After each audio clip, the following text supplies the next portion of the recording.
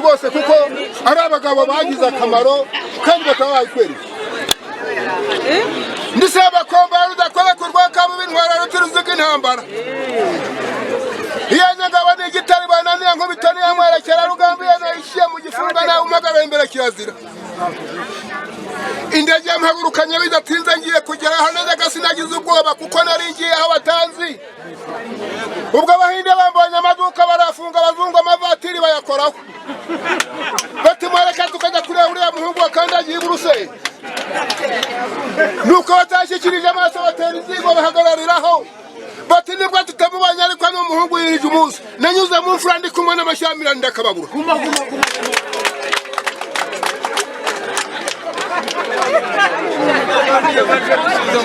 reka mbabwire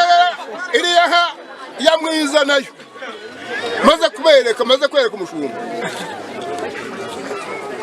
aya mwiza wayibonye sha kagenda uyihoroteshe urakukomeza uko naragiye ni mwiza usanga izindi uretse nze nkugwira izina ryayo ni mwiza rukundo usanga ikabingarigari ya nyabungwe ikagira ibara rigasa n'igicu